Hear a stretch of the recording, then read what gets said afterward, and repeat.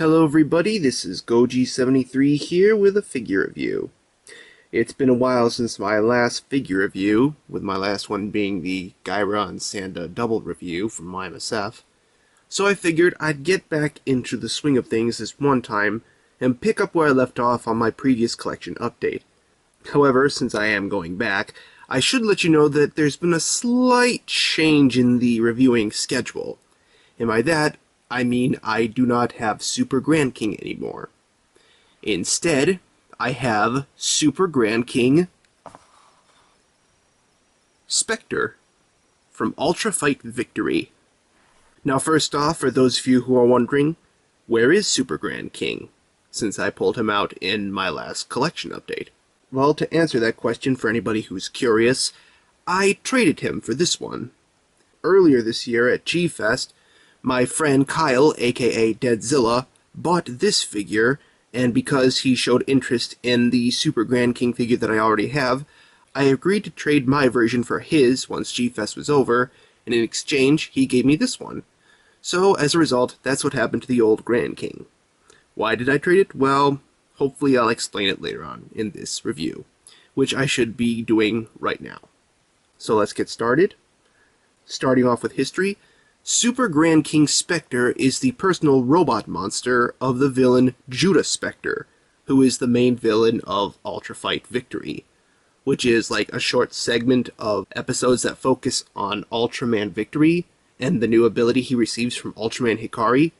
And so, once Judah Specter is released by Yapul and his Super Beasts, he unleashes Super Grand King Specter to fight the Ultras instead, who have come to stop him.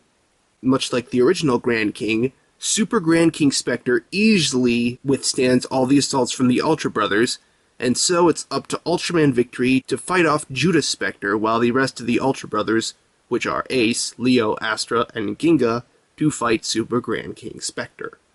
While Super Grand King Specter's strength is able to hold off the brothers with ease, once Ultraman Victory Knight, the new form in which Ultraman Victory takes, uses the power of the Victorium Core to power himself up, the power of the Victorium Core also manages to weaken Super Grand King Specter, allowing the robot to be destroyed by Ace's Metallium Ray, Ultraman Leo and Astra's Ultra Double Flasher, and Ultraman Ginga's Ginga Cross Shot. And that's about it for Super Grand King's history. Now first off, before we get into detail, another reason why I decided to trade my older version of Super Grand King for Super Grand King Specter is because of pretty much the history. For Super Grand King's appearance in Ginga, it was kinda sorta one-shotty, and it seemed kind of bland and shoehorned. Super Grand King Specter, on the other hand, while it was essentially shorter because it was a segment series, I thought that Super Grand King Specter kinda had a bigger story, and it was a little bit more closer to that of the original Grand King story. So that's why I also traded my Super Grand King for this one instead, because I felt this one had a bit of a nostalgic feel, and plus it had a little bit more of a backstory to him, whereas the original was kinda sorta just shoehorned and nothing else. But anyway, moving on to detail, much like Super Grand King, this one has quite a few similarities, but some obvious differences as well. Mainly, the gold paint job, the sword attachment, and these spiked horns on the top. Super Grand King doesn't have those. Specter's actually swoops up to look more like devil horns. But yeah, apart from that, they're both essentially the figure, 3 swapped out parts, and that's basically just about it. And much like the original Super Grand King, if I were reviewing him, everything on here looks pretty nice. The gold paint job looks really nice. The solid black, I'm not sure if they were that solid in his appearance. I think they could have gone a little bit more gloss to sort of reflect on the fact that he's a robot. But it's not that bad. It still captures the colors nicely, and overall, I just think it's a very nicely detailed figure. Also, while I'm doing detail, let's pull him out since I have him. Here is to compare the original Grand King. Let me pull him over a little bit more so you guys can see him. and right off the bat you can see quite a few differences.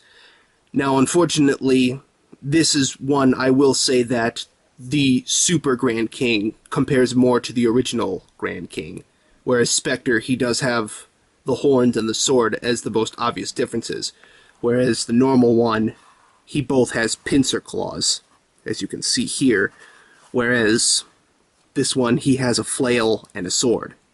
So, I just wanted to show that off to show off the evolution of the character for what I could show. And next off, let's do Articulation. Much like Super Grand King, he essentially would have the same points. Both arms rotate 360 degrees.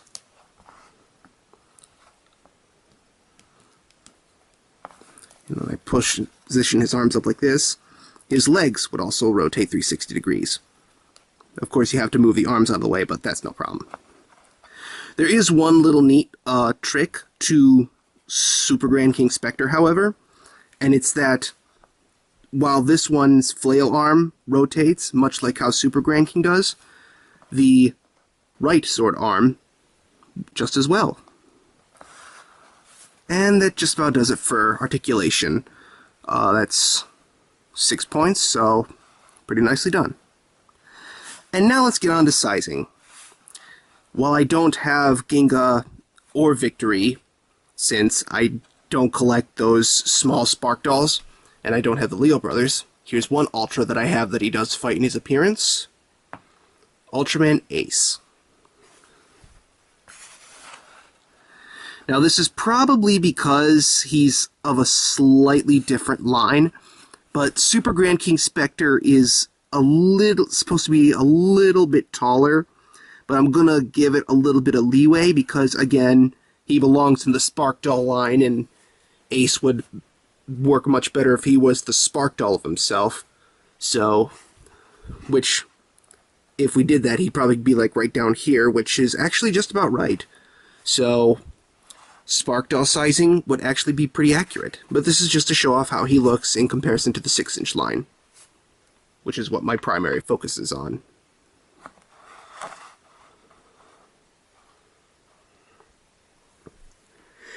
And that just about does it for this review. History is only one appearance. That's Ultra Fight Victory, the segment series.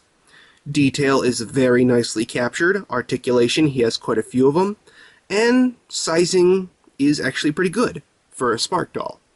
So overall, I'm giving this figure a 9 out of 10. And so that does it. I hope you enjoyed this review.